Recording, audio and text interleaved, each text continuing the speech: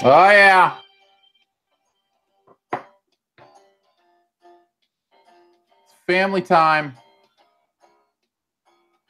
Family time? See, this is a karaoke version, so we can leave it playing in the background even. Like, there's no, like, it's almost like a soundtrack. I mean, I love it. We could have it play the whole episode. you could sing along if you wanted to, Blake. Oh, well, I did practice my dance moves and choreography on the drive home. Nice. I was getting ready. Nice. I think the chorus is coming up. There we go. Well, welcome to the family meeting. Evan, that is the Family Matters theme song since we're doing our family meeting for the month of May. We skipped April. I don't know why. Somebody had something happen to them or something, and they skipped April. But we're back. So I already see Evan and Lynn in the chat. So feel free to ask any questions you have. It is absolutely wonderful to be back. Already I'm noticing, like, I think I need to trim, like, here. Feel a little like Wolverine. Ooh, there you go. Wolverine could come back. You came back from the dead. He could come back. Ah, I see.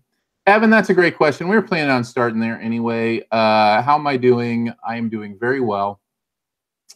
I feel like I'm 100%.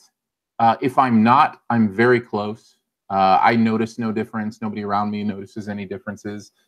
They say that's pretty cool considering I was probably without oxygen for about 10 minutes.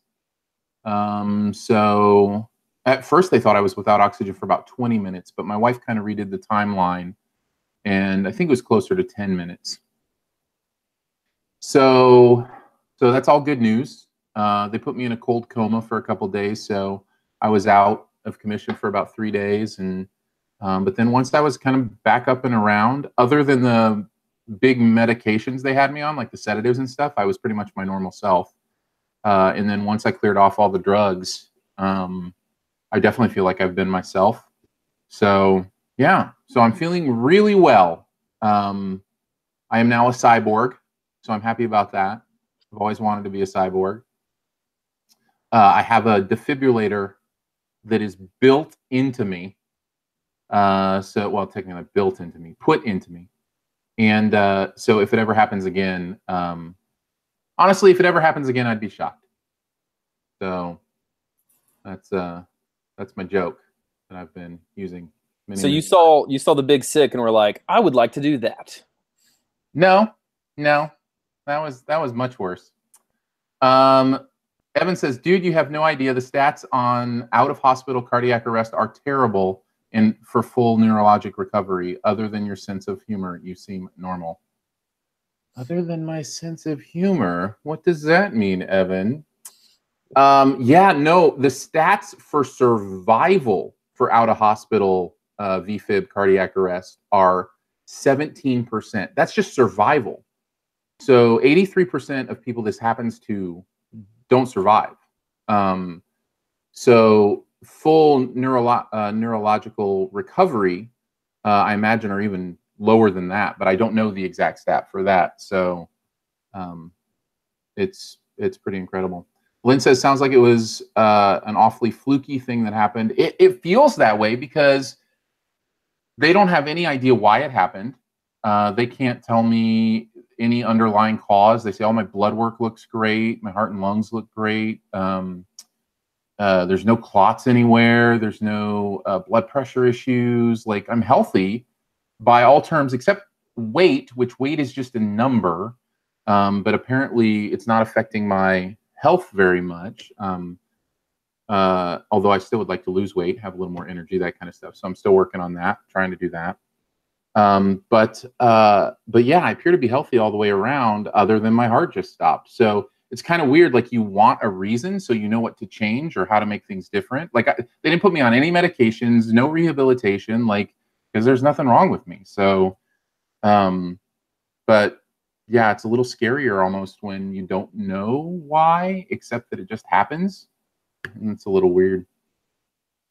Low single digit, says Evan. Yeah, I would guess probably, yeah, like 4%, something like that.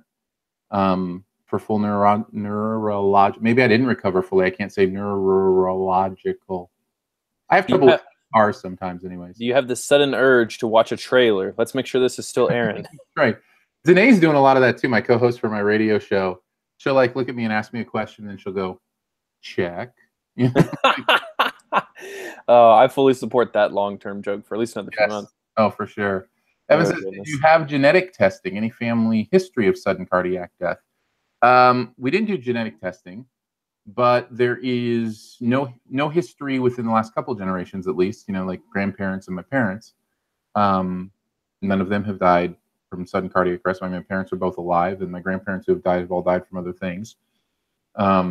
So, I mean, there's little heart things here and there. Like my dad has a pacemaker, but so I don't know. No, don't worry about being too personal, Evan. If I don't want to answer a question, I won't. I love that you guys get to have this time to ask whatever you need to. So, and I've missed it, by the way. Like we've been trying to make this work. What, Blake, since mid-April, maybe, once I was kind of back and we knew everything was kind of okay. We've been trying to put this together, but yeah, I didn't want to rush it. And for the record, I didn't know you'd gone into the hospital till I saw a tweet by CinemaSins, and I was like, "Oh my gosh!" And so, then it dawned on me. I was like, "I haven't seen a tweet from Aaron in like a few days. What has happened to him?"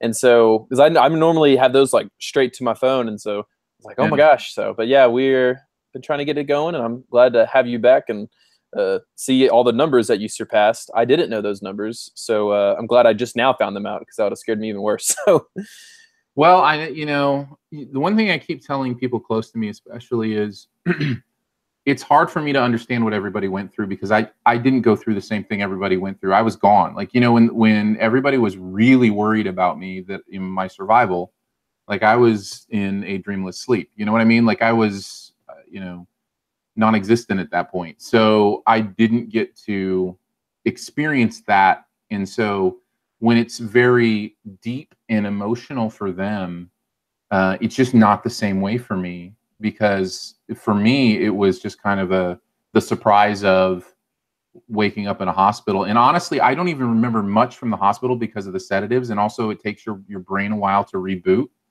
And so I think memory is, at least for me, seemed to be one of the last things to kind of come online, because I only remember bits and pieces, even from the 9-day hospital stay. Of course, the first 3 days were, I was out in a coma and such. But so for me, it's just like, it's kind of as if I just continued on with this little weird thing, and now people hug me more and want to take my picture more, and it's just like they want to say all the things that they didn't say before I might have died. And it's just it's interesting in many ways to see your own funeral, so to speak, like to kind of experience your own, the extinguishing of your life, how that might impact people. That is not something a lot of people get to experience. It's been humbling.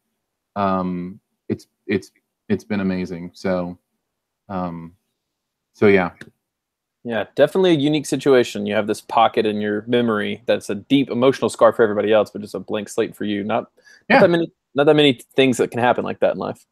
Right. Yeah, exactly. That's exactly right. So yeah, but and the other thing that kept too, I think even late in April, I was feeling really good, except my voice has been the last thing to recover. And for one or maybe even 2 of the days we were planning, I was just like, I think I still need to be as much as I can on vocal rest, because everything I do is vocal. The radio show, the podcast, the YouTube, like I use my voice for all of it, voiceover, all that stuff. So yeah, but even that I think is coming around. I haven't really felt much pain in my voice recently, but I've yet to ramp up. We're still not doing all of our podcasts.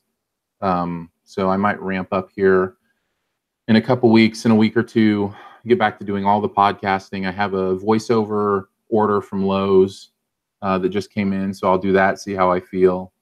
Whoa, time out. Hang on. You do voiceovers for, like, tell us about that. I didn't even know that was a thing you did, but of course Aaron's doing another thing. What?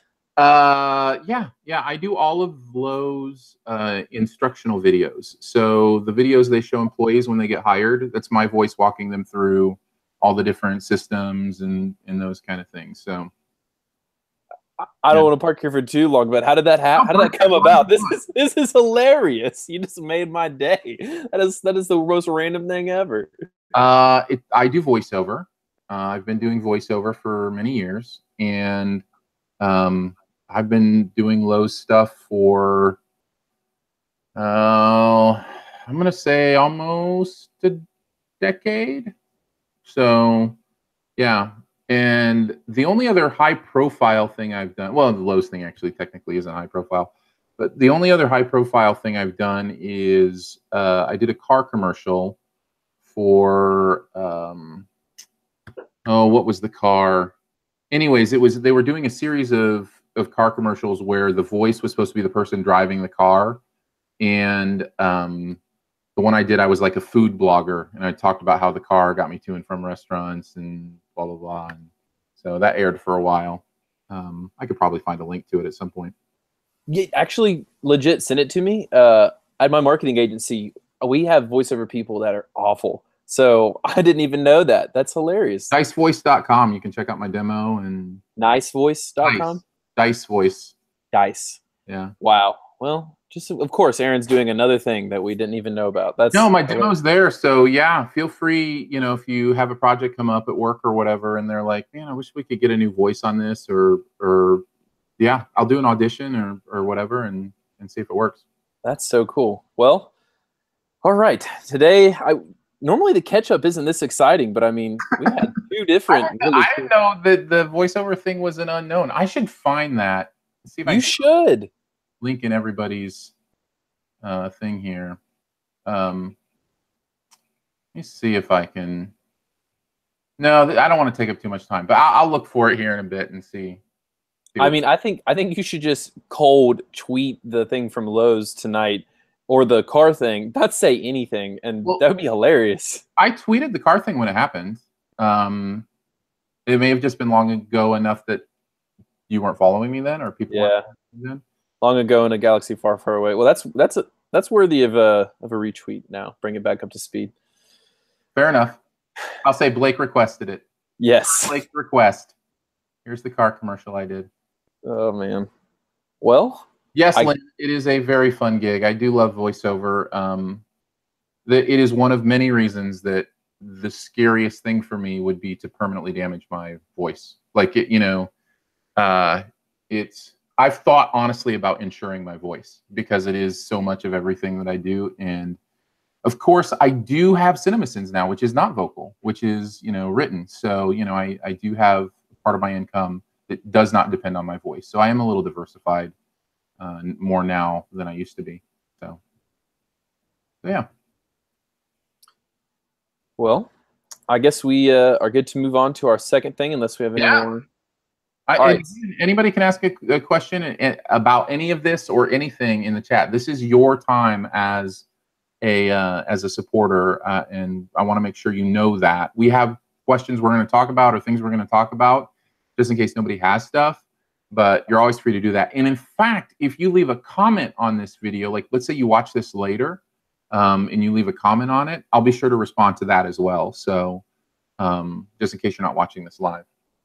So yeah, let's move on. What else you got? All right, we're actually the first question we're gonna put at the end because it could potentially be a spoiler question if someone hasn't seen Infinity Wars, although I would imagine this whole group has. But I wanted to ask, what is a movie cliche you are most able to forgive? I mean, I know that you write for CinemaSins, so finding movie cliches is a big deal. But what's that one that is just so common, it's almost justifiable, where you can just forgive it or have a reason to be okay with it? Well, I don't know it's because it's so common, but one we sin automatically every time is narration. And I can forgive narration pretty easily. I actually think narration used well can be a really nice tool. It can also be extremely lazy, which is why it's a sin. And of course, with CinemaSins, we just auto-sin it just because that's what we do. Same way with reading or, those kind of things. But narration doesn't have to be lazy. It can actually engage a movie in a different way and with a different purpose. And, I think of the narration in Fight Club or, different movies like that, where it's very purposeful. So I'm willing to forgive narration a lot of the time. It'd be funny if there was a narration that was so good it wasn't like a sin removed, but just a sin not given. Right. Let's see. I would say Ex Machina just because it's tough to have tense moments where they don't all die, because you can't just have everyone die every time. Sometimes you got to have Dumbledore come save them with some eagles. This next question I've been dying to ask you for a while since I found out you were a Survivor fan. Yeah. Because I'm a huge Survivor fan. If you were on Survivor, which, let's make that happen, NBC, what would be your strategy? I'm assuming most Survivors fans, I feel like, have a strategy. What would be your strategy if you went on Survivor? Thought about this a lot. I would love to think that I would rule on Survivor. The truth is, I would be voted out very quickly, I think. I think I only have one possible strategy because of my physical presence. I cannot take a leadership strategy. I can be seen as arrogant, condescending, those kind of things because of my physical presence, because of my confidence, those kind of things. I think humor would have to be my strategy if I were on Survivor. I would have to make people like me, and then privately be having nuanced conversations where I was making sure I understood the lay of the land and moving pieces the way I could. Unfortunately, here's the thing for me. I truly believe I'm a gifted speaker. And so I really in communicator, and I believe if I could get to the final 3 or 2 or whatever it would be on my season, that I could win, that I could sway the jury, no matter what happened during the thing. And a strategy that nobody has used, at least used well, that I really feel like could work, is to use the jury's sense of betrayal against them. Nobody has owned the sense of betrayal from the jury. In other words, when a jury member says, "How could you lie to me? How could you do this?" To say, the reason you should vote for me is because I was the one who got you out. Because I was the one who made that happen. I think there's a place for somebody to be able to do that, to be able to kind of turn that on its head and say, if you think it's my fault, you're sitting there, you have to vote me to win because I'm the one that made the game happen. You know what I mean? That's a good point. So, yeah. So I feel like I could sway the final jury, but I really feel like I'd be one of the first out. It's hard to hide my desire to use manipulation and intelligence, and I would have to play fairly low key, but also probably gregarious. I would probably have to be fun, like really fun, so that people, even if they might think it was the right strategy move, would really hate to vote me out because they have a good time when I'm around. So. Well, but most of the time it's like the weak or perceived weak people that go out first. I feel like you could avoid that and make it a few rounds, but gosh, I'd like to think I could kill it, but you just never know till you're out there. I want to go so bad. I think it'd be amazing. This strategy would never work, but I think it'd be awesome if the first day you grab someone, you say, "I'll trust you unconditionally, you trust me unconditionally," and then to the public, you feud like crazy, and you're in each of a separate faction, and then internally you can manipulate the strings to where you're both safe all the time, just throwing back each other's people that are getting knocked out. It's a great strategy. It actually worked on my whole screen just froze. Did everybody else go away? I'm still here. Everybody here? Can you still hear me, Blake? Yep. Okay. So it's a great strategy. I actually saw it work to perfection on season 2 of Big Brother, of all shows. And I don't know if you watch Big Brother. I don't. But there was a kid at the time named Jason and Danielle, maybe. So they had a secret meeting early on. It became evident that they could work together and said, "Hey, us two to the end, but we're never going to everybody else, we're going to appear like we're at odds." And they did. They developed their own kind of alliances and factions. And so they were able to check in and say, okay, this time my alliance is going to vote out this person. and I've influenced it this way, and they were the in the final three. However, at that point, they weren't able to keep the third from voting out one of them. They voted out Danny, who was seen as the more leader of the two of them, and so that third person actually won. But they were two of the final three. The problem is, man, you got to be able to know people.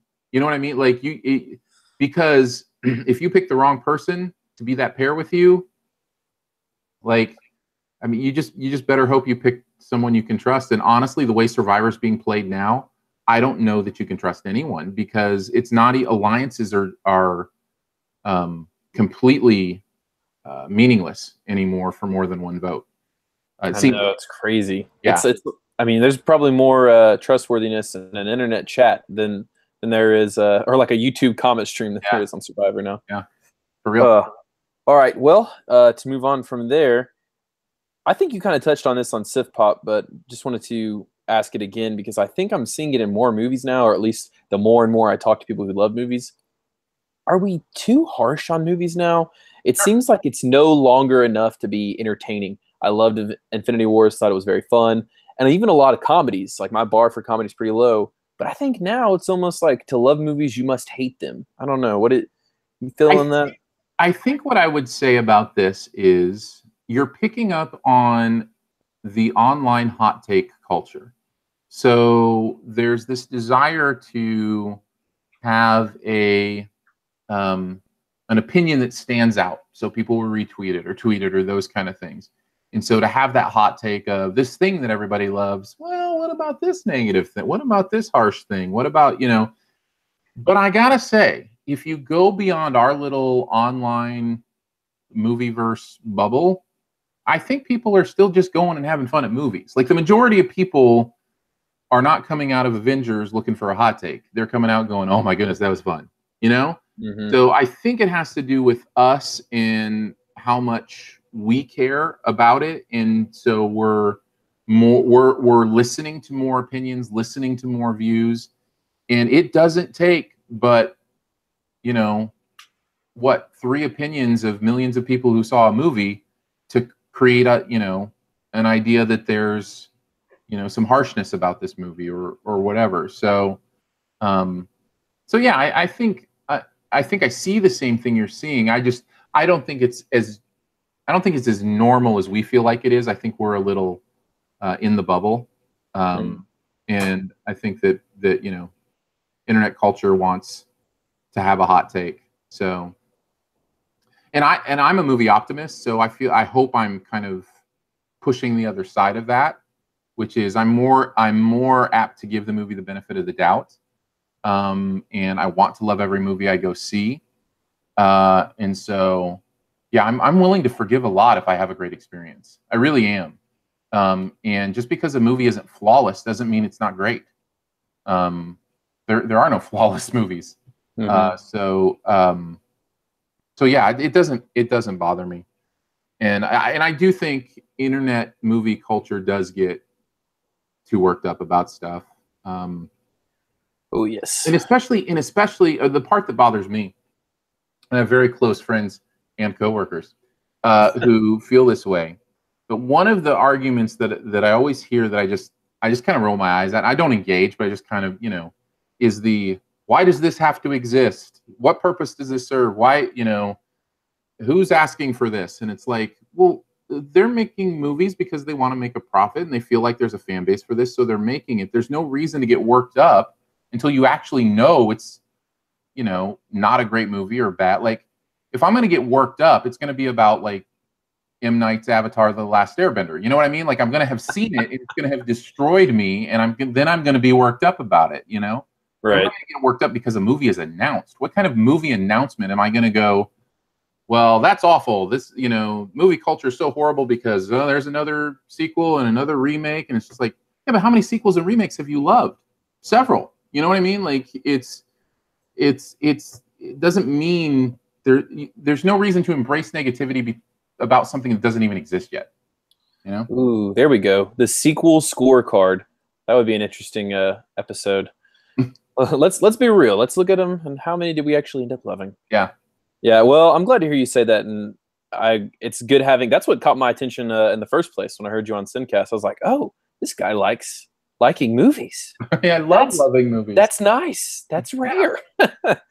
All right. So, what summer movie? And I'd love to hear Lynn and Evan in the chat what y'all are looking forward to the most as well. What summer movie? David is there too. So sweet. So. Everyone, what are we looking forward to the most for this summer movie? Mine's obvious. Oh, I figured. Are you going to put a second poster for The Incredibles 2 right by it? There's room there. Yeah, that'd be great. I don't have one, but that would be great. So yeah, Incredibles 2, easily. And below that a little bit, Mission Impossible 6 or whatever it is. I think it's 6. Oh, I was just about. You don't watch trailers, Aaron. That trailer, if you watch trailers, will get you jacked. I mean, it's the best trailer I've seen since the Rogue One trailer. It is good. Oh man, so that's cool. If you're that hyped for it, that's crazy because you haven't even seen the trailer for it yet. Yeah, but when it's Mission Impossible let me down, except for Mission Impossible 2. It's been a while, you know. Isn't that so weird? Their track record is so good. I even thought about my theater will sometimes do like a marathon. And so if they do that for this one, like do the last 2 or 3, I might go to that one because it's just so good. They're so good. And Tom Cruise is so insane and so dedicated to his craft. Like say what you want about Cruise. The man is an animal. Like he gets it. Like he goes after it. That's why I was kind of sad whenever they canceled Dark Universe, just because I was like, well, man, Tom Cruise as the Mummy, that could have been something. Could have been a contender. I feel like that's the response to a lot of people say when you talk about Tom Cruise is, man, that guy's crazy. But Mom says she's stoked for Solo, Mission Impossible 6, and Jurassic World 2. David says Jurassic. Evan says Solo, I guess, but also intrigued by 8th grade, having a 13-year-old daughter in the house. Yeah, that's probably going to hit home. My off-the-radar one, Lynn says, is Tag. Tag is what was I meant to put that as one of my wild cards in the summer sum, and I totally forgot. Listen, is there any chance that Andrew's right? Like, I'm getting a steak dinner, right? Like, there's no way Tag beats Mission Impossible 6 or so. Aaron, I was at my standing desk when he said that on the podcast at work, and I like he's lost his mind, right? I felt bad. I was like, man, it should be you got to stagger that bet. Like instead of he wins the steak dinner, you win like a burger because that's just the odds. Yeah. Well, and he's the one that threw it out. I was just like, okay. I mean, you know. I know. He's really confident that Tag is going to be a huge hit. He's also really confident that Solo is going to bomb, which is already untrue. Like the pre-sales are already through the roof. I was with him on that. I think I put Solo at 4 or 5 on my summer sum. He has it at like 8 though. He has it like 7 or 8. Yeah, that was a little low. Hot take. Hot take. Well, right. Solo's actually the one I'm looking forward to the most, and that just happened probably in the last 2 days. I bought my tickets. I finally caved and watched the trailer, and I was like, all right, I'm ready for this. I'm ready. Yeah. Oh, and Deadpool comes out this weekend. I forgot that. Yeah. Well, and that's why, as good as the pre-sales have been for Deadpool, I'm worried for it long term. I think I have it 4th. I have it number 3. Well, a lot of people have it at number 2. And no way. The thing is, Solo is already overshadowing it. Reviews for Solo are going up now before Deadpool's out. Because they did the world premiere this past weekend. So, man, it's going to get, people will go see it this weekend, but it's going to be all Star Wars after that. So, I don't know. I could have sworn that Deadpool was after Star Wars. I guess since technically the Fox deal hasn't gone through, they weren't able to move it, but that just blows my mind that they'd put them out back-to-back weeks. Yeah, well, it's the summer. There's something, every week for most of the summer. Nobody wanted to be in Avengers Wake for the next couple of weeks, but then after that, it's pretty much something every week. Yeah, imagine my surprise, everyone, when I went to go, all right, I guess I better get my tickets for book club this weekend. Maybe it'll be funny. Old people are nice. Oh my gosh, Deadpool's coming out? Right, yeah. All right, well, our last question, which, again, I'm assuming everyone here has seen Infinity Wars. was, and I've changed it since we have now, it's already come out, is who are we the most afraid for the next movie? Who is that character that you're just, oh my gosh, please don't take this person from me, worried about? This is our family topic of the month because families attend funerals. That's true. My family almost attended a funeral. Yeah, the irony wasn't lost on me, man. When I sent that, I felt kind of bad. I was like, oh my God. Because you sent these questions before that happened. Yeah, it was like a week or so, I think. Yeah, it literally says families attend funerals, and you sent that to me like a couple days before my heart stopped. Crazy, man. Evan says Stark. My answer will always be the same. It's Cap. That one's going to get me. And I feel like he is going. Like I have this instinct that Cap is going to leave us, and I'm not ready. I don't know that I can handle it. Do you say that just because of his comments, like, and to the public, like when he's been, what's his name? Chris Evans. Chris Evans. He's kind of said he wants to be out. Well, yeah, I mean, he wants to do other stuff. He's an incredible actor. Still think enough people haven't seen the Kid Good at Math movie. Gifted, one of my top ones. He's great in that, and he's going to do great work. And so, yeah, he doesn't want to be locked down by Marvel movies, but Robert Downey Jr. is the same way. But I feel like Stark, with Pepper Potts and the marriage and the hinting at kids, like I feel like Stark's going to survive somehow. But yeah, I'm worried. I'm worried about Steve. Me and Frank talked about it, and the best way to do Stark is, so if he does die in the next Spider-Man movie, Stark has downloaded himself as an AI, and now he's his headset. That would be pretty cool, but then he dies again in that one because he can't live forever, and it would just be voice work, and then we get his death twice. Glutton for punishment. Well, whenever I thought he was going to die in Infinity Wars, Dicer, I was in a theater in Atlanta, and I leaned all the way up in my seat. I mean, I was freaking out. Yeah. Yep. Lynn says she'd put money on Stark surviving and naming their kid Steve. Yeah. Oh. Yeah. Cash money on that one. That's perfect. Yeah. Good call, Lynn. I'm going to give you credit for that one on Sif Pop when it actually happens. Yeah, that's legit. I can absolutely see that happening. Although it is kind of a cliche, right? But still, it would still be powerful. Well, it feels weird to me if they kill him off. It almost feels as if they were going to wipe the whole slate clean and kill pretty much everyone from Phase 1. But now I feel pretty certain Thor will make it. I feel like it. I really think Cap may be the only one to actually go, other than like Loki. I even feel like Vision long term will be fine. I feel like what? I feel like there's a moment where right before they break in to stop her from doing what she's doing with Vision, it looks like she does something, and I think she downloads his consciousness somehow into something. They're just so, technologically gifted. I think they'll have a way to bring Vision back. I could be wrong. I think Gamora might come back too. I think she's just trapped in the Soul Stone, and she may come back. So, well, they confirmed that, right? I mean, I'm pretty sure they confirmed. Well, then they unconfirmed it. So what? Yeah, they said that's not what we meant. That doesn't mean that's what it is. Anyway, but it still could be. I have a hard stance on backpedaling. If you're backpedaling, there's a reason you are already up forward. So yeah, right. I'm going to count that still as yes. We're counting it. Yeah. Well, I don't know.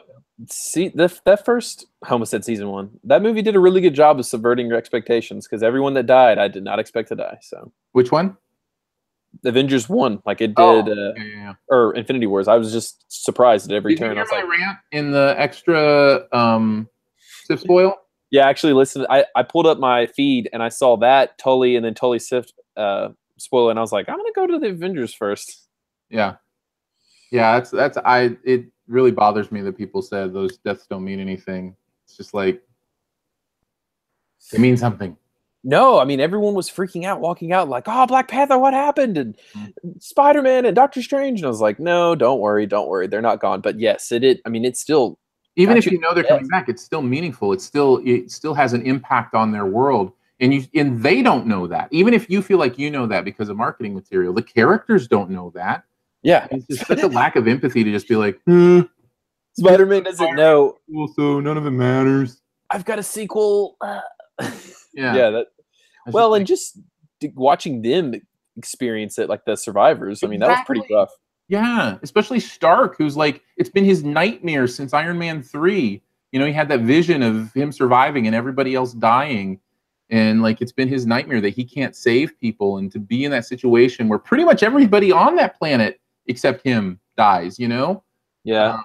I was disappointed that they didn't have Black Panther's sister seeing him die, because to me, that brother-sister relationship, and maybe it's just because my sister's 19 and I'm 25, so close to range, that was what got me the most in Panther. Like, anytime she screamed, "Brother!" So I really wish, I mean, that would have been impactful. And they haven't confirmed if she made it or not. No.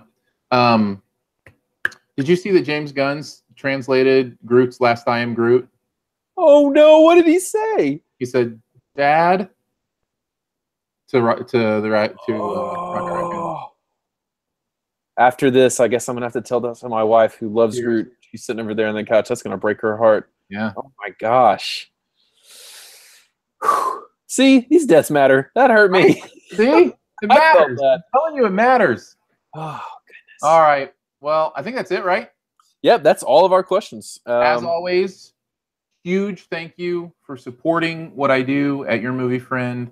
Humbling, means the world to me now more than ever. To know that you're behind me and my family is pretty incredible. I heard from so many people in my Twitter DMs when I came back to life that I can't respond to everybody, but just thank you so much for loving on us with your dollar bills. Means the world. So excited to get back to doing these. We will try to make them the first Monday of the month. We were going to do it last night on Monday, but my son had a concert, band concert, so we went ahead and did it tonight. I'm glad a few people could show up the last second. We kind of threw it out there at the last second, so good to have you guys here. Evan, Lynn, David. It's great to hang out with you guys. So cool. David says, "I think Gatorade returns. Hunch feelings." He says, "I mean Gamora." Autocorrect. I was like, product placement. Well, she is green. You know, there's some green Gatorade. You know, that's very true. If she doesn't return, I'll be sad. All right, guys. Thanks for hanging out. Peace.